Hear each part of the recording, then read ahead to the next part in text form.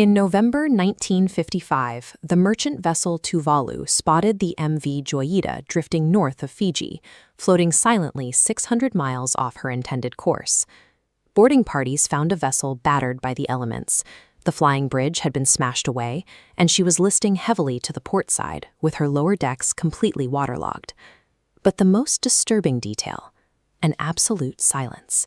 25 people were gone, the life rafts missing.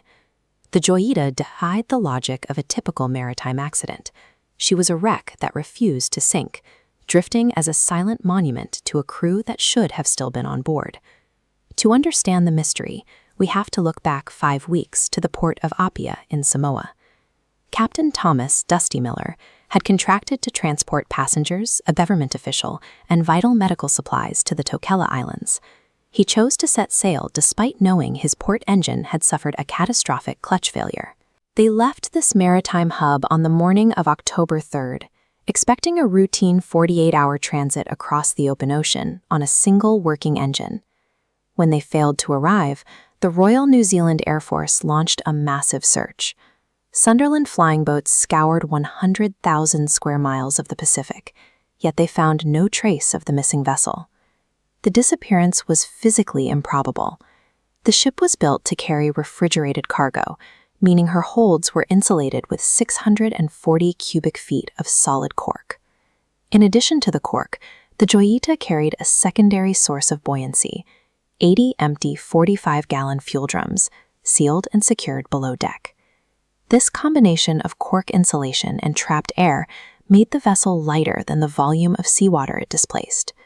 This left investigators with a glaring contradiction. The Joyita had stayed afloat, but every person on board was gone. To trace the catalyst of the disaster, investigators stepped down into the dark, flooded engine room of the derelict hull. The trouble began with galvanic corrosion, a reaction that occurs when mismatched metals are coupled in a saltwater environment. Deep inside the raw water cooling circuit, a corroded iron pipe fractured under the pressure, spraying seawater directly into the ship's bilge.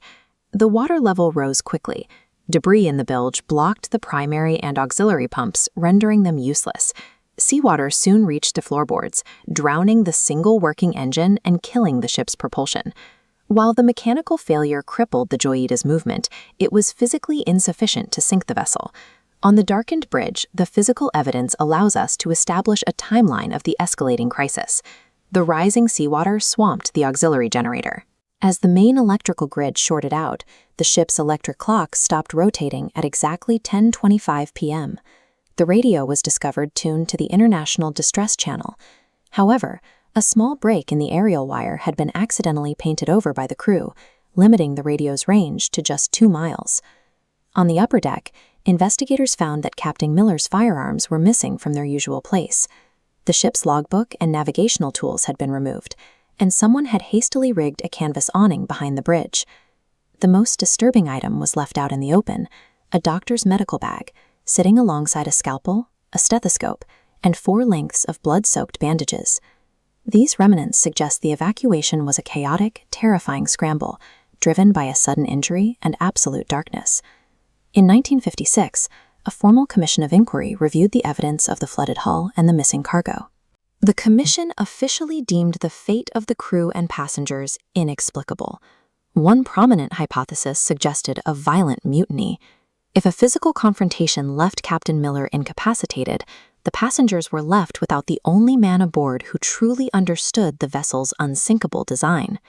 The press favored theories of piracy, suggesting the Joyita was intercepted by rogue Japanese fishing fleets or assaulted by World War II holdouts operating from secret island bases. The fact that 4 tons of cargo were missing, coupled with the discovery of the bloody bandages and missing firearms, fueled the narrative of a targeted boarding. The hull's structural integrity and the absence of combat damage make an external attack unlikely. The state of the wreck suggests the catastrophe came from within. To understand their final moments, we must look at the psychological reality of October 4th, at the precise moment the clocks froze. The engines were dead, and the generator had shorted out, plunging the vessel into pitch darkness. Without its momentum, the ship fell broadside into heavy ocean swells, violently tipping the deck into a severe list. There was a massive disconnect between Captain Miller's technical knowledge and the sensory experience of his passengers. To them, the rising water and the severe tilt of the floorboards were clear signals that the ship was foundering. Standing on a steeply angled deck, staring out into dark, shark-infested waters, the instinct for survival likely overrode logic. 25 people made a fatal calculation. They abandoned their only sanctuary, climbing into flimsy rafts that were quickly swallowed by the vast Pacific. The Joyita was found 5 weeks later, waterlogged and battered, but still stubbornly floating above the waves. If the crew and passengers had stayed on board, they would have lived.